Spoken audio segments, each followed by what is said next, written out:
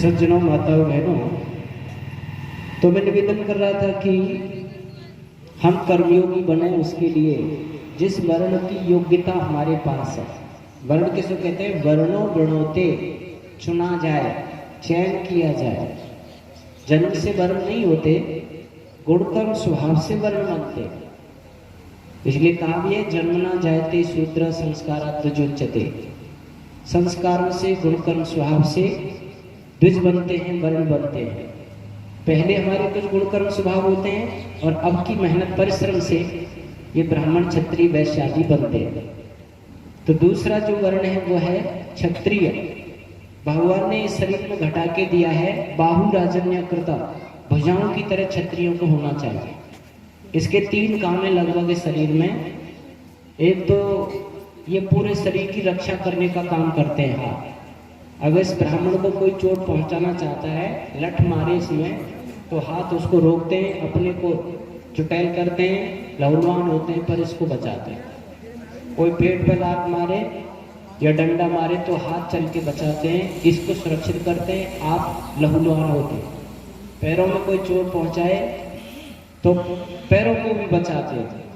पूरे शरीर की हिफाजत, रक्षा का काम हाथों का। वैसे ही जो स्त्री पुरुष प्रजा की रक्षा का दायित्व अपने ऊपर लेते हैं, वो क्षत्रिय और क्षत्राणियां कहलाती है। दूसरी बात, सफाई करने का काम भी इन्हीं का। इसमें गंदगी आ जाए तो पानी डाल के सर्फ साबुन से इसे धोना, इसको भी धोना, इसको भी धोना, साफ करना, पैरों को भी धोना। कीचड़ पैरों में भी लग जाती है तो हाथ ही तो साफ करते हैं। प्रजा में कोई दुर्गुण दुर्व्यसन आ गया है, कोई गंदगी आ रही है तो उसको धोना, साफ करना भी ये क्षत्रियों का, क्षत्राणियों का काम होता है। और तीसरी बात है त्राण करना। अगर इसमें कोई तकलीफ है, दर्द है, तो हाथ जाके उसको सहलाते हैं, दर्द तकलीफ को मरा कुछ ऐसे लगाते हैं ट्यूब वगैरह, जिससे कि इसको शांति आ जाए। अगर हाथों में है, पेट में दर्द तकलीफ है, तो पैरों में कोई फोड़ा फुंसी है तो मवाद निकालना, मरहम पट्टी करना। पूरे शरीर में कहीं दर्द तकलीफ है, हाथ ही उसकी हिफाजत करते हैं। जो क्षत्रिय लोग प्रजा में कहीं कोई दुख दर्द तकलीफ है उसे दूर करने में अपना जीवन लगाते हैं, वो भी क्षत्रिय और क्षत्राणियां कर्मयोगी कहलाते हैं। यहाँ भी महर्षि मनु ने कुछ काम दिए। प्रजानाम रक्षणम दानम विद्या धनमेव च विशेष प्रसिद्धिश्च क्षत्रिय से समासता। इन 3 काम तो ब्राह्मण जैसे क्षत्रियों को करने चाहिए। एक तो वेद पढ़ना चाहिए। आप सब जानते हैं, सृष्टि के प्रारंभ से लेकर और महाभारत काल तक जितने राजा महाराजा हुए वो सभी वेद पढ़ते थे। महाराज दशरथ के पुत्र श्री राम, लक्ष्मण, भरत, शत्रुघ्न, गुरु वशिष्ठ और विश्वामित्र से वेद आदि पढ़े। इधर कौरव और पांडवों ने भी वेद पढ़े। यानी गुरुकुलीय प्रणाली में सभी वेद अध्ययन किया करते थे। बिना वेद के हमें ये पता ही नहीं चल सकता हमारे कर्तव्य क्या है। दूसरी बात, हवन यज्ञ करना। जितने राजा महाराजा लोग थे, छोटे अग्निहोत्र से लेकर बड़े बड़े अश्वमेधादि यज्ञ, महाराज जनक, महाराज दशरथ, महाराज युधिष्ठिर पर्यंत सभी बड़े बड़े यज्ञ रचाया करते थे। और तीसरी बात, दानम। जब प्रजा को आवश्यकता होती थी तो अपने धन के कोष, उनके भंडार प्रजा के हित के लिए खोल दिए जाते थे। यानी कि प्रजा को भूखा नहीं रहने देते थे, धनाभाव में नहीं जीने देते थे, इसलिए वो भंडार भी अपने यहाँ रखते थे। ये भी एक राजा का, क्षत्रियों का काम होता है। एक पंजाब की घटना आती है। एक बार अकाल पड़ा, सूखा पड़ी, 2-3 वर्ष लगातार सूखा पड़ी तो धन का अभाव, अन्न का अभाव हो गया। वर्षा नहीं होगी तो अन्न कैसे उगेगा। अब जो है प्रजा में त्रैमाम होने लगी तो राजा ने और अपने सेवकों को भेजा। ढोल पीट पीट कर आवाज लगा रहे हैं, जिस जिसको अन्न की आवश्यकता है, जिसके पास अन्न नहीं है, वो महाराज के अन्न भंडार के पास जाकर अपनी अपनी आवश्यकता के अनुसार अन्न ला सकते हैं, जिसका कोई लेखा जोखा नहीं रखा जाएगा और बाद में अदायगी भी नहीं होगी, महाराज के द्वारा आपको दिया जाएगा। अब लोग ये सूचना सुनकर अपना अपना पात्र ले ले करके अन्न भंडारों के पास जाने लगे और आवश्यकता के अनुसार अन्न लाने लगे। वहां एक परिवार था जिसमें एक वृद्ध था। वृद्ध बड़ा स्वाभिमानी था। उसने अपनी मेहनत से कमा करके ही खाया, किसी के सामने हाथ नहीं फैलाया, बड़ा स्वाभिमानी जीवन वाला। लेकिन अकाल में तो सभी उसमें आ जाते हैं, अभाव में। अब उसने सोचा थोड़ा सा झुटपुट अंधेरा होगा तब जाऊंगा, और अपना वस्त्र लेकर के वो अन्न भंडार के पास गया। बिछाया वस्त्र, पहले पोटली बना करके लाया करते थे, उस पर थोड़ा सा अन्न चढ़ाया। पोटली जब वो बांध रहा था, वृद्ध तो एक अंगरखा पहने, बड़ा जवान, दाढ़ी मूछ भी रखे हुए वहां आया और आकर देखा और कहा, दादाजी आप ये थोड़ा सा अन्न लेके जा रहे हो, इतने से परिवार का भरण पोषण कितने दिन हो पाएगा, थोड़ा अधिक ले जाओ।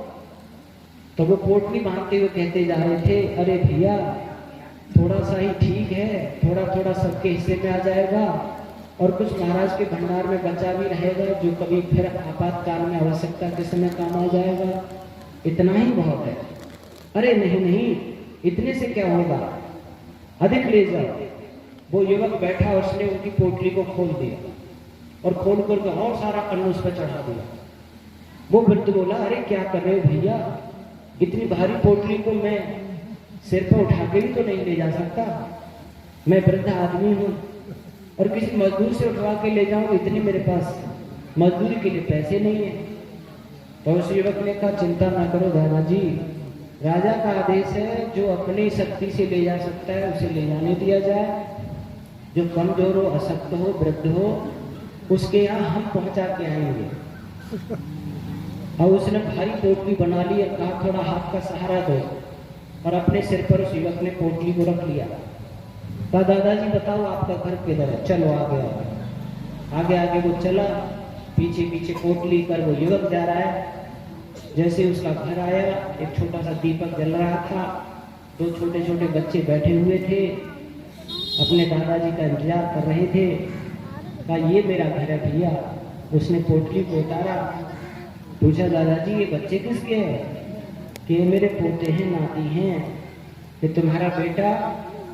कि बेटा तो काबुल की लड़ाई में शहीद हो गया, अब इन बच्चों का भी भार मेरे ही कंधे पर आ गया है, इनका भी भरण पोषण देखभाल मुझे ही करनी है। तब उस युवक ने कहा, दादाजी आज मैं तो एक तीर्थ स्थान में आ गया। जिस घर का बेटा देश धर्म जाति की रक्षा के लिए शहीद हो जाता है, वो घर मेरे लिए एक तीर्थ स्थान बन जाता है। मेरा सौभाग्य है कि मैं आज एक तीर्थ स्थान में आ गया। और दादाजी आज से तुम मुझे अपना पुत्र समझिए, मैं आपका पुत्र बन के आपको पिता समझ करके आपकी हिफाजत और सेवा करूंगा। जब इस प्रकार से सुना और उस वृद्ध ने उस युवक की तरफ देखा गौर से, तो एकदम हिल गया वृद्ध और हाथ जोड़कर बोला, महाराज मेरे से बड़ी भूल हो गई, मेरे से बड़ी गलती हो गई, मुझे अकिंचन की पोटली को उठाकर आप लाए हो, मुझे क्षमा करना। तब उसने कहा, नहीं नहीं दादाजी, आप मेरे पिताजी हैं, मैं आपका पुत्र हूँ और मैं आज से आपकी सेवा करूँगा, आज से तुम मेरे पिता हो गए। वो युवक कौन थे?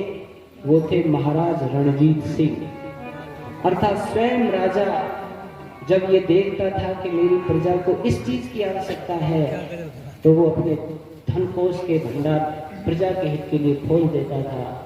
कितने दान की व्यवस्था आती है, आप सृष्टि के प्रारंभ से लेकर राजा महाराजा क्षत्रियों की कहानी आप सुनेंगे।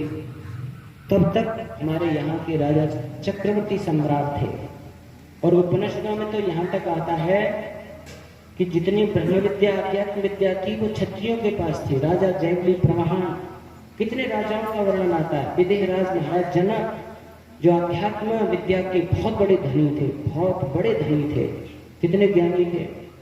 और क्योंकि उनके जीवन में कर्म योग था, वो केवल राजा नहीं थे, कर्म योगी थे। क्षत्रिय तो योगीराज कृष्ण भी थे, वो भी कर्म योगी थे, योगीराज कहलाए।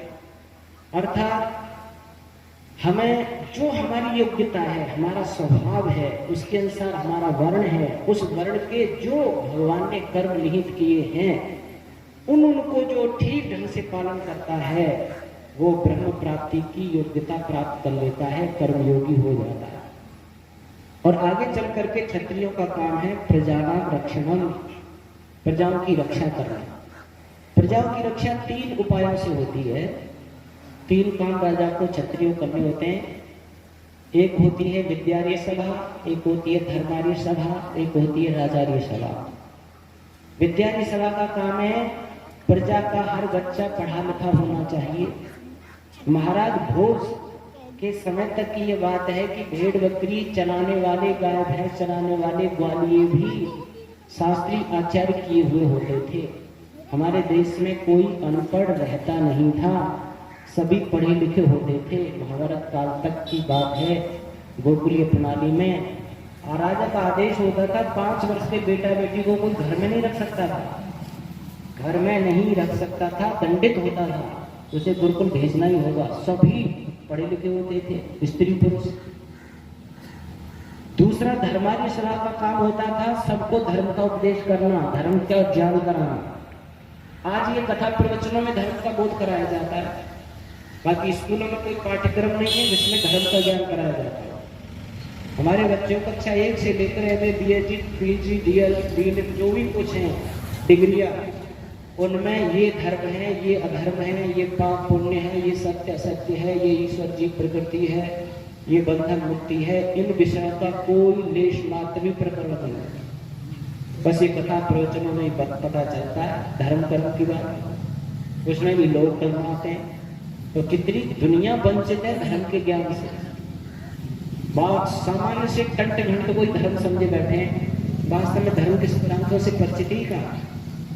पहले तो राजा के द्वारा ही पाठ्यक्रम में धर्म लगाया जाता था, धर्म का बोध कराया जाता, वेद पढ़ाए जाते थे, उपनिषद पढ़ाई जाती थी, दर्शन पढ़ाए जाते थे, इतिहास पढ़ाए जाते थे, जिनमें सारी धर्म की बातें। हमारे सारे धर्म ग्रंथ संस्कृत में। जब संस्कृत में धर्म ग्रंथ हैं और संस्कृत तुम पढ़ोगे नहीं, धर्म ग्रंथ पढ़ोगे नहीं, धर्म का बोध कहां से होगा भाई? धर्म का बोध कहां से लाओगे? इंग्लिश पढ़ के धर्म का बोध होगा ना, वहां तो ईसाइयत के बोध होगा। तब इसीलिए आज तो सरकारों में ये व्यवस्था नहीं है, पर अपने घर में तो धर्म ग्रंथ रखो, अपने घर में तो हम धर्म पढ़ें, कम से कम धर्म को समझने। ये धर्म ग्रंथ जो बने हुए हैं ये कम से कम हमारे घर में तो हो, पाठ्यक्रम में तो एमए बीए तक हम पढ़ नहीं पाएंगे, न बच्चों को पढ़ा पाएंगे, तो कम से कम हमें अबोध हो, इसके लिए हम घर में इनका पाठ करें, इनको समझें। तो धर्मार्य सभा पहले राजा के द्वारा ही धर्म का उपदेश पाठ्यक्रम में ही लागू था, सब लोग धर्म को जानते थे, ऐसे कथा प्रवचनों की जरूरत नहीं पड़ती थी। और तीसरी बात है राजार्य सभा, यानी न्याय व्यवस्था। राजा का मुख्य काम वैसे न्याय होता है और न्याय से ही धर्म की रक्षा होती है। इसीलिए महर्षि दयानंद जी ने एक बात लिखी है राजधर्म समोल्लास में, छठे समोल्लास में, सत्या प्रकाश में, कि राजा का जब उचित और तत्काल दंड विचरण करता है तो धर्म की स्थापना होती है, और राजा का दंड और न्याय लचर पचर हो जाता है तो फिर प्रजा में अधर्म बढ़ने लगता है और धर्म को नीचा देखने लगता है। तुम्हारे यूपी के मुख्यमंत्री आदित्यनाथ योगी जी ने यही पाठ तो पढ़ा हुआ है, परित्राणाय साधूनां विनाशाय च दुष्कृतां। साधु श्रेष्ठ पुरुषों की रक्षा करना और दुष्टों को समाप्त करना, दुष्टों को नेस्तनाबूद कर देना, मिट्टी में मिला देना, खत्म ही कर देना। क्योंकि उन्होंने राजनीति पढ़ी होगी, सत्याग्रह का छठा समोल्लास पढ़ा होगा, मनुस्मृति का दंड व्यवस्था पढ़ी होगी, इसलिए उन्होंने गद्दी पर बैठते ये कह दिया कि मेरी इस यूपी में बदमाश नहीं रह पाया, या तो छोड़ के चला जाए, ऊपर ही जाए सीधा। तो कहने वाला राजा जो क्षत्रिय होता है, वास्तव में अगर वो क्षत्रिय है तो उसके राष्ट्र में अधर्म नहीं हो सकता, यानी जितना उसकी ताकत लगेगी वो धर्म को मिटाएगा, धर्म की स्थापना करेगा। और ये भी होना चाहिए कि वो अपना पराया सोच करके न्याय नहीं करता है, वो तो धर्म और अधर्म देख करके न्याय अन्याय को देखता है, अपने पराये की बात नहीं सोचता है, ये मेरा ये पराया, बस ये तो ये अधर्मी है, ये धर्मात्मा है। अधर्मी को समाप्त, धर्मात्मा की रक्षा, ये उसका होता है। कैसे कैसे लोग हुए हैं। इंदौर की एक घटना है, एक अहिल्याबाई होलकर महारानी हुई है, विधवा हो गई थी, उनके पति मारे गए थे, एक बेटा था उनके पास में। उनके ससुर ने बहुत विरोध करने पर भी लोगों के राजगद्दी पर बैठा दिया था अपनी बहू को, विधवा को, और वो राज्य करने लगी। ऐसा मैंने एक जगह पढ़ा है, कितना सत्य सत्य है इसमें मैं नहीं जाता हूँ, पर मेरे विषय को खोलने के लिए पर्याप्त है। कहते हैं कि याचिका आती है कि राजकुमार ने एक पुजारी को पीट पीट करके खत्म कर दिया। अब ये याचिका महारानी अहिल्याबाई होलकर के पास आती है। वो न्यायपीठ पर बैठती हैं, अपने बेटे को कटघरे में खड़ा करती हैं। पूछा जाता है आपने ऐसे पुजारी को पीट पीट कर खत्म कर दिया? उसने कहा कर दिया तो क्या हुआ, क्या अपराध था उसका? कोई सामान्य सा अपराध बताया कि मेरे सम्मान में खड़ा नहीं हुआ, मेरा सम्मान नहीं किया। जब महारानी ने बिल्कुल उपयुक्त गवाह सबूत सूत्रों से ये निर्णय कर लिया कि निर्दोष व्यक्ति की हत्या और इस राजकुमार ने की है, तो अपने ही पुत्र को इकलौता होने पर, विधवा होने पर फांसी की सजा दी। इसको फांसी की सजा, इसको कहते हैं न्याय, इसको कहते हैं क्षत्रिय, क्षत्राणियां। ये होते हैं कर्मयोगी, ये ईश्वर के भक्त होते हैं, ये अपना पराया नहीं देखते। आपने महाभारत का सीरियल पढ़ा, सुना होगा, देखा होगा। सबसे पहले भरत से शुरू होता है वो, और जब भरत राजा राज्य कर रहे थे तो उनके सब मंत्री संतरियों ने कहा महाराज अब कोई युवराज घोषित करो, आपके बाद राजा कौन होगा? तो भरत के पास 2 पुत्र थे और दोनों पुत्रों को वो राजा के अयोग्य समझते थे। अब वो किसको युवराज बनाए? अपने गुरु के पास गए, गुरुदेव मुझे युवराज घोषित करना है और मैं अपने पुत्रों में से किसी को भी योग्य समझता नहीं हूँ कि राजा की लक्षण में है, मुझे आप ज्ञान दीजिए, मैं इस समय क्या करूं? तब गुरु ने कहा कि राजन तुमने दुनिया पर विजय तो प्राप्त की, पर अपने पर विजय प्राप्त नहीं की। अपने पर विजय प्राप्त करके निर्णय लो राजन। तो ठीक है गुरुदेव। और वो गए और उन्होंने फिर लिखा युवराज के लिए। जब मंत्रियों ने पढ़ा वो, और उसमें आया कि मैं अपने दोनों पुत्रों को राजा के योग्य समझता हूँ, इसलिए उनको मैं युवराज नहीं घोषित करता। और एक ऋषि का पुत्र था उपमन्यु, मैं इस राजगद्दी के योग्य उपमन्यु को समझता हूँ, अगले राजा होने का युवराज उसे घोषित करता। पूरी राज्य व्यवस्था में त्रायमान हो गई थी।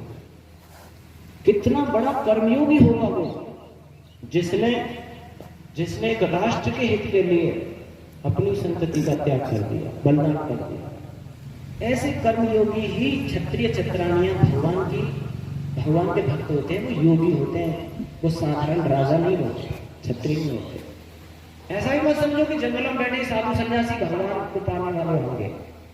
तुम जहां हो वहां ईमानदारी के कर्तव्य पालन करते हुए कर्मयोगी बन सकते हो। इसलिए यहां जो बात दी जाती है कि न्याय व्यवस्था जो राजा की होती है वही वास्तव में क्षत्रिय कर्मयोगी बन पाते। और आगे बात कही है विशेषव प्रसिद्धिश्च, यानी विषयाधीन क्षत्रियों को नहीं होना चाहिए। शराब पीना, मांस, गुटखा, सट्टा, बीड़ी, सिगरेट, दारू, धक्कड़, जुआबाजी, ये क्षत्रियों के काम नहीं है। अगर कोई कहता है मैं क्षत्रिय कुल में पैदा हुआ और मारता, खाता पीता है, काय का क्षत्रिय है? कभी का क्षत्रिय नहीं। जब तक महाभारत काल तक जितने क्षत्रिय थे, जितेंद्रिय थे, कोई व्यसन में नहीं थे, तब तक ये दुनिया पर राज्य करते रहे, चक्रवर्ती सम्राट कहलाते रहे, विश्व गुरु रहे, सारी दुनिया को ज्ञान देते रहे, सारी दुनिया पर शासन करते रहे। और जब से क्षत्रिय लोग विषयाधीन हो गए, कई रानियां रखने लगे, शराब आदि सेवन करने लगे, रंगरेलियां मनाने लगे, तब से हमारा इतना पतन हुआ। आज आप देख रहे हो कितने हिस्से में हमारा शासन है, बांग्लादेश, पाकिस्तान, कितनी चीजें हमसे चली जा रही हैं, स्थितियां बिगड़ती। कहने का मतलब यह है कि जितेंद्रिय जो विषयाधीन न हो, ऐसा क्षत्रिय ही कर्मयोगी क्षत्रिय कहलाता है। ऐसी माताएं बहनें ही क्षत्राणियां कहलाती हैं। वैसे आजकल फौज में शराब दी जाती है, बहुत से फौजी पीते हैं। हमने कहा भाई फौज में ये शराब क्यों बांटी जाती है, फौजियों को क्यों पिलाई जाती है?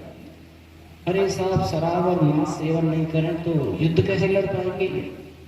शराब मांस सेवन करके ऐसी जगह है, ये कारगिल का युद्ध और ये लगता तो कहाँ में ठंड पड़ती है साहब, वहाँ तो शराब मांस पीने वाले ही स्वस्थ रहते हैं, और फिर ऐसी बुद्धि हो जाती तब ये युद्ध लड़ते हैं। मन का तुम गलत सोच रहे हो। हमारे जो है इतिहास भी आप पढ़ के देखो, श्री राम को 14 वर्ष के लिए वनवास हुआ। 14 वर्ष उन्होंने कंदमूल फल खाए, ना मांस खाया, ना शराब पी, ना बीड़ी सिगरेट गुटखा सुटका, और उन्होंने सहयोग लिया महाराज सुग्रीव उसकी सेना का। वो भी शाकाहारी थे, कंदमूल फल खाने वाले थे। और रावण लंका पे चढ़ाई की, जो मांस मद्यादि सेवन करने वाले थे। यहाँ से छोटी सी टुकड़ी लेकर के सुग्रीव की सेना लेकर के लंका पर चढ़ाई की। विजय किसकी हुई? शाकाहारियों की कि मांसाहारियों की? शाकाहारियों की हुई, जबकि वो कंदमूल फल ही खाए।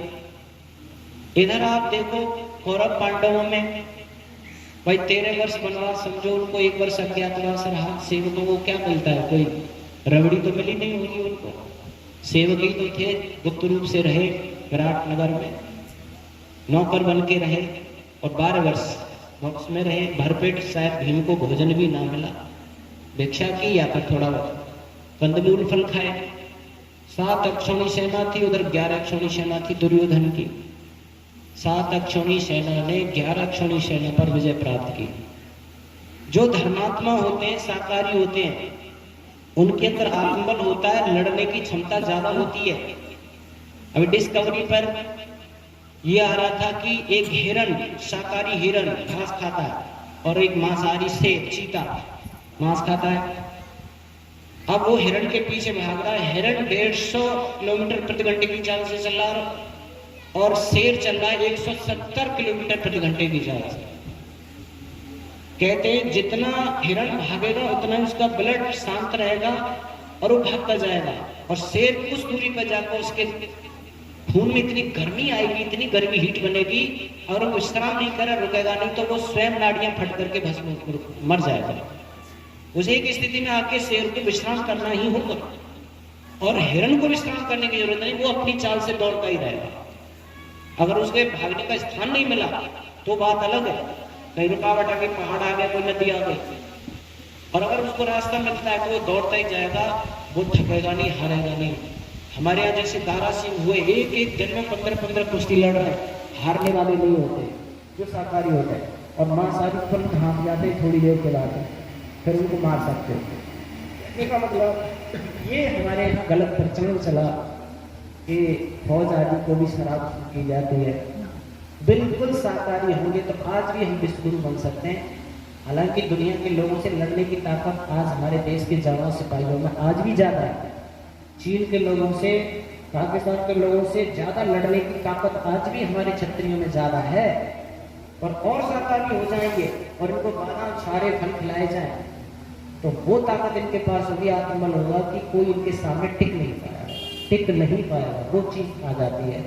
इसीलिए क्षत्रिय कर्मयोगी होने के लिए हमें इन नियमों का अपने जीवन में पालन करना होगा। हम कुल में क्षत्रिय पैदा हुए हैं और ये हमारे जीवन में आचरण नहीं है तो हम क्षत्रिय नहीं हैं। क्षत्रिय जब होते थे तब देश कितना आनंद था, इसलिए कवि ने यहाँ एक भजन लिखा है,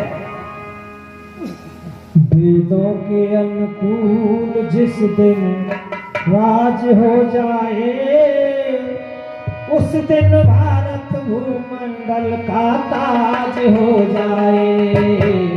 वेदों के अनुकूल जिस दिन राज हो जाए उस दिन भारत भूमंडल का ताज हो जाए।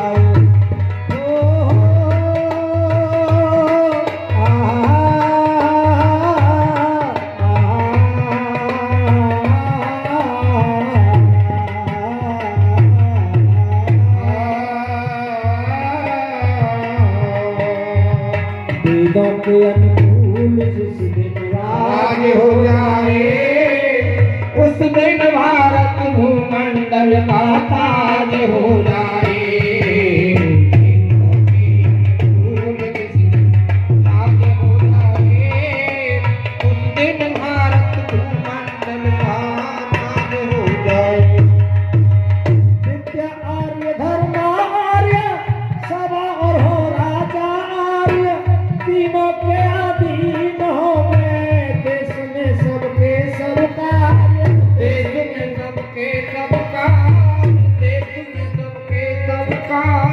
देखो ना फिर शांत में समाज हो जाए। उस दिन भारत भूमंडल का ताज हो जाए। फूल जिस दिन राज हो जाए। उस दिन भारत भूमंडल का ताज हो जाए।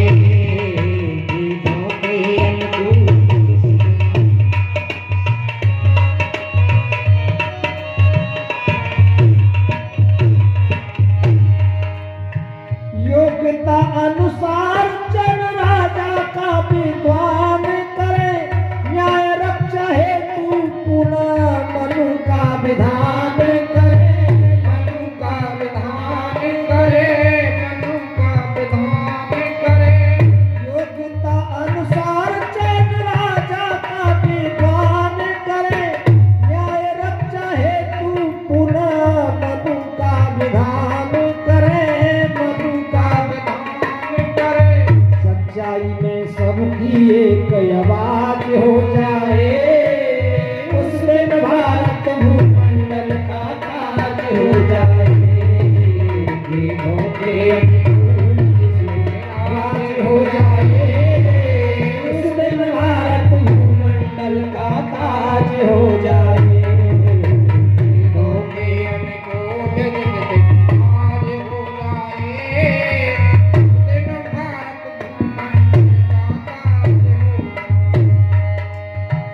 मूर्खों की माने नहीं चाहे वो हजार हो। एक हो विद्वान उसकी बातें सब स्वीकार हो। बातें सब स्वीकार हो। बातें सब स्वीकार हो। मूर्खों की माने नहीं चाहे वो हजार हो। एक हो विद्वान उसकी बातें सब स्वीकार हो। बातें सब धर्म का लिहाज हो जाए। उस दिन भारत भूमंडल का ताज हो जाए। वीरों के अनुकूल जिस दिन राज हो जाए। उस दिन भारत भूमंडल का ताज हो जाए।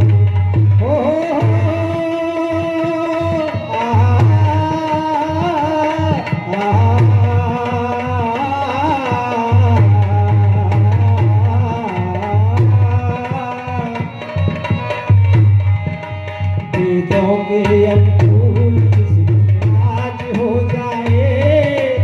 उस दिन भारत भूमंडल का ताज हो जाए। वेदों के अनुकूल जिस दिन राज हो जाए। उस दिन भारत भूमंडल का ताज। ऊंच नीच जातिवाद भेदभाव दूर हो। मर्यादा जरूर हो। मर्यादा जरूर हो। मर्यादा जरूर हो। चार आश्रमों की रिवाज हो जाए।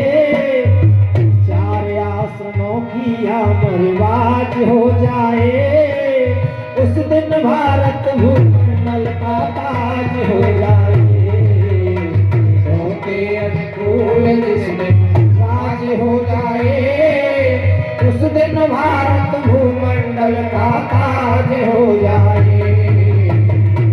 के अनुकूल जिस दिन राज हो जाए। उस दिन भारत भूमंडल का ताज हो जाए।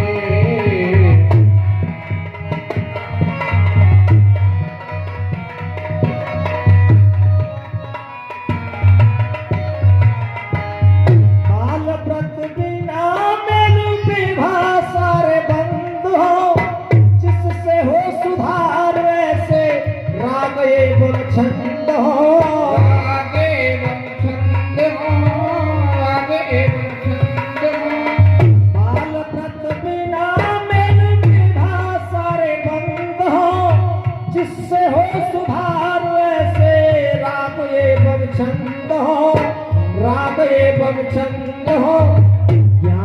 नरदेव सबका काज हो जाए, ज्ञान में नरदेव सबका काज हो जाए, उस दिन भारत भूमंडल का ताज हो जाए।